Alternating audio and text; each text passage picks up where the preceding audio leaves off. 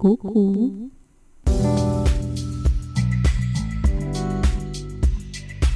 Проснулась этим утром и из вчерашних заметок записала для тебя подкаст.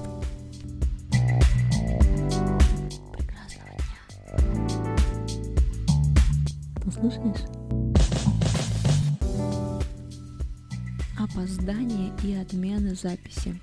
Наверняка всем известна эта тема, да? Есть вообще множество подходов решения таких проблем, от самых вообще резко радикальных до самых лояльных. Я предлагаю посмотреть, как тут вообще обстоят дела, и заняться такими рассуждениями. Возможно, мы придем к какому-то новому решению, например, или скорректируем свой нынешний подход к ситуации. Вот вроде бы все ясно и понятно, да? Есть запрос на услугу. Есть исполнитель, мастер, который способен это сделать. Есть день, время, на которое клиент может спокойно себе записаться. И вроде бы записывайся, приходи и радуйся результату, да, все очень просто. Ну или не радуйся результату, я не знаю, там уж как получится. Честно говоря, я пыталась рассмотреть эту ситуацию всю с отменами, опозданиями максимально развернуто и как можно больше нюансов всех захватить. Но у меня сделать этого, честно, не получилось. Точнее, получилось сделать слишком сложно к восприятию. Я не знаю, то ли потому, что я не могу такой большой объем мысли как-то правильно структурировать, то ли это от того, что действительно слишком много нюансов, и каждая ситуация должна рассматриваться только индивидуально, потому что там огромное количество конкретных деталей. Но давайте упростим тогда так. Взаимоотношения между клиентом и мастером, заказчиком, да, и исполнителем, где оба должны быть ответственны друг перед другом. Ведь по большому счету согласитесь, что нет разницы, кто должен быть обязательным и добросовестным. Наверняка никто из нас не желал бы прийти и получить услугу какую-то там вообще полностью ужасную, с нарушением ее технологии, или столкнуться с безалаберным отношением персонала, или чтобы официант выходил вас обслуживать, в грязной форме, например. А повар в это время готовил блюдо с добавлением каких-то неизвестных ингредиентов, которые вообще непригодны для употребления в пищу, правда?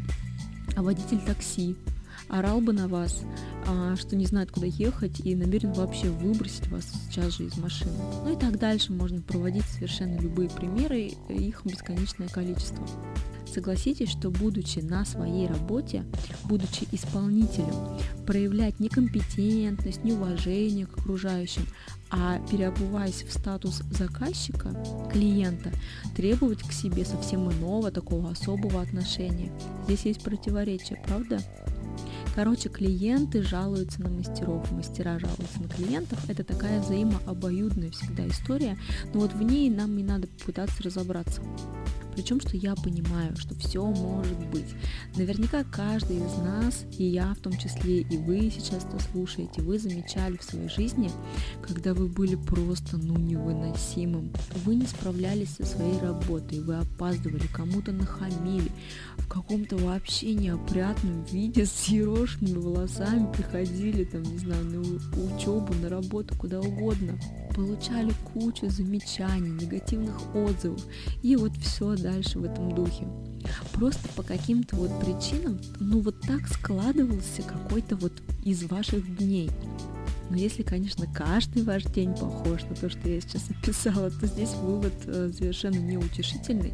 И в самом деле, кроме шуток, в этом случае даже уже задумываться поздно, нужно срочно переходить к каким-то активным мерам. Но так давайте дальше. Из всего вышеперечисленного следует, что столкновение с некомпетентностью исполнителя однозначно перетягивает одеяло на сторону заказчика. И мы, мастера, находимся в статусе исполнителя. И на шкале правоты между клиентом и мастером для меня всегда будет перевес на стороне первых, то есть на стороне клиентов. Позиция «клиент всегда прав», она намного выигрышнее. Как бы это глупо ни звучало, но даже для мастеров эта позиция гораздо выигрышнее. Потому что позиция «мы сами молодцы, мы сами все и без вас тут знаем», она совершенно несостоятельная. И никакому росту и результатам точно никого никогда не приводила.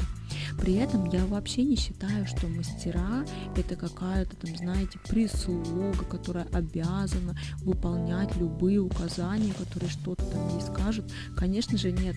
Мы дарим красоту клиенту, это наша работа, это наш профессиональный навык. Мы несем в мир красоту. Ну, мастер, конечно, может не подарить не красоту, например, а подарить какую-то боль, обидеть, даже унизить. Но это все возвращает нас снова к вопросу о некомпетентности. Так как же нам быть-то мастерам? Вот есть несколько подходов. Вот первое, смотрите, вы и сами не прочь отменять процедуры, задерживаться, там, опаздывать и все в таком духе. Тогда, впрочем, если вот ваш клиент ведет себя так же, то это совершенно обоснованно. И совершенно неуместно будет предъявлять претензии в любой, даже в самой уважительной форме. Вы также можете быть крайне лояльны, и от этого вы несете потери моральные и материальные в том числе. Почему моральные на первом месте? Потому что поступать со своими ценностями, принципами, это все равно долго не получится. От чрезвычайной вашей лояльности клиенту может начинать казаться, что не особо-то важно, во сколько приходить, да и вообще, нужно ли приходить сегодня. Можно вообще сказать: ой, что-то знаешь, сегодня я не приду, вот я не успеваю. И здесь происходит подавление вашей жизненной позиции. Или происходит срыв. Ах, вы не успеваете, и дальше понятно, да, что. Еще есть вариант, что называется, зеркалить поведение клиента.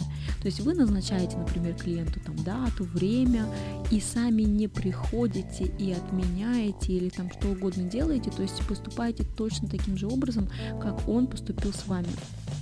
Вообще есть такой термин, он называется изопраксизм, и вот он как раз-таки означает вот это копирование движений, там, поз, мимики своего собеседника. Это очень широкое понятие, которое можно использовать, вы наверняка об этом слышали, для налаживания контакта с собеседником. Но в нашем случае я говорю о копировании, которое будет намеренным и с желанием вот именно расправиться с неугодным клиентом, то есть нужно решить проблему его опоздания. И вот какие варианты исхода здесь могут быть.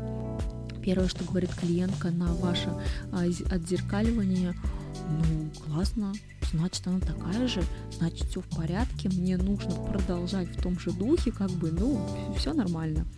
Конечно, есть вероятность, что какой-то вот один день клиенту нужно будет очень срочно там какие-то ресницы, и вы поступите таким образом, что просто ее там по факту отмените, и ее это нереально взбесит, и вот в один из таких дней она от вас откажется, и скорее всего она откажется от вас очень громко, и это будет все неблагообразно. И вы, по сути, в этой ситуации будете неправы. Потому что еще здесь можно ожидать? Конечно, у клиентов в таких вещах приоритет, как ни крути. Вы не сможете аргументировать, просто никаким образом свое поведение тем, что она когда-то там к вам опаздывала. Может быть такой вариант, что от этого отзеркаливания вообще ничего не произошло. То есть вы делаете какие-то вещи, а никто и вообще не заметил никакого вашего протеста. Таким образом, здесь будет нарастать только ваше напряжение, потому что клиентка вообще не поняла, что произошло, и ничего и не заметила. Так или иначе, здесь хотя бы вот в этом пункте все спокойно. В плане у вас нет прямого конфликта с клиентом, в отличие от следующего вступления в открытый конфликт. То есть вы делаете неприятно клиенту, и она вам, соответственно, предъявляет претензию. А вы говорите: так ты сама виновата, и все, и у вас там понеслось слово за слово.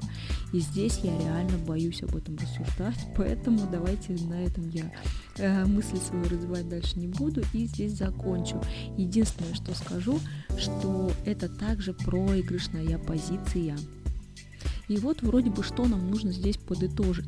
Клиент всегда прав, то есть она может опаздывать, а мы не можем, что это за такая несправедливость, и как нам быть, нам нужно поддерживать там свое уважение к себе как к мастеру и уважение клиентов к нам как к мастеру, в том числе, что делать. И у меня вроде бы есть решение такой ситуации. Первое, что я рекомендую делать, это самодисциплинироваться. В любом случае, что бы вообще когда не происходило, нужно держать себя в рамках и уважительно относиться к клиентам. Это первоочередное.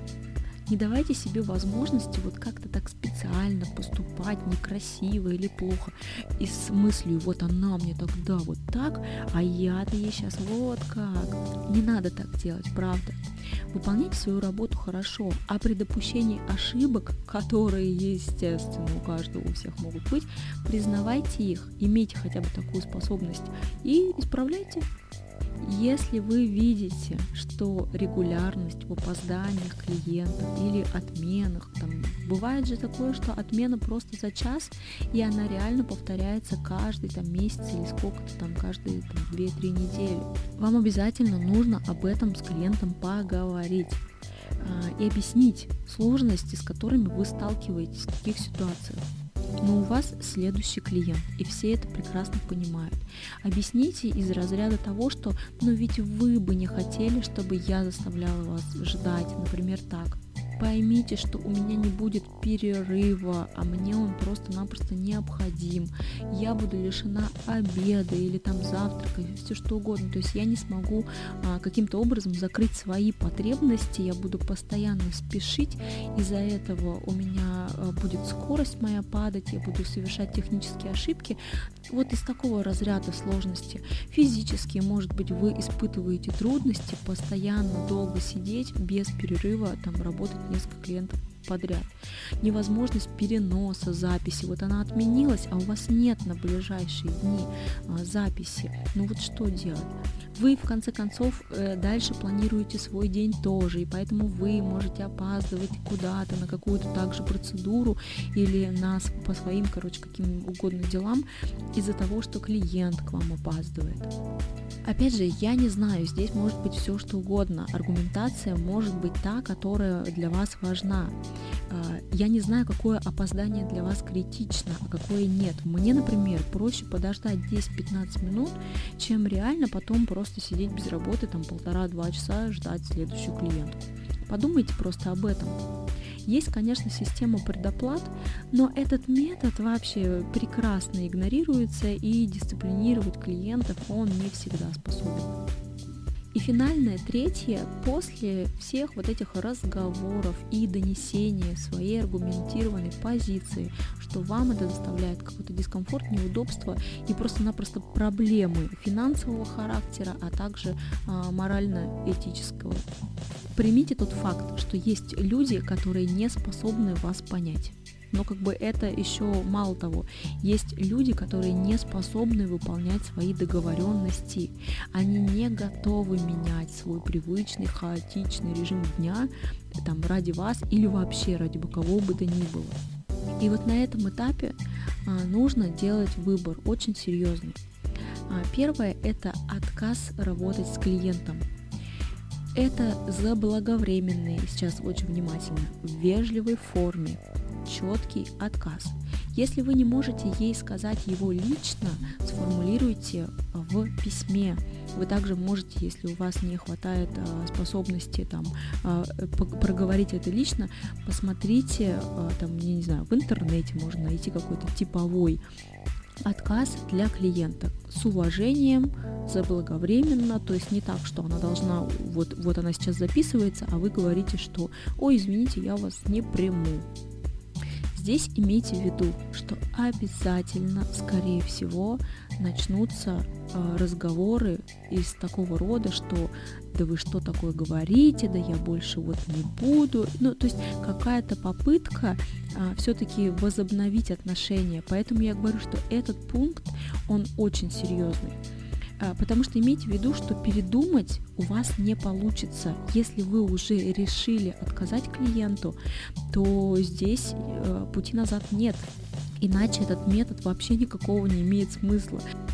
Кошмарить клиентов, нагонять там на них страху, какими-то несбыточными событиями, это несерьезно и немножко глупо. Поэтому такой выбор я стараюсь лично делать очень долго, но категорично. Вот буквально за последние 2 года у меня было 2 таких отказа. С остальными там я либо договорилась, либо сделала второй выбор. Что за второй выбор?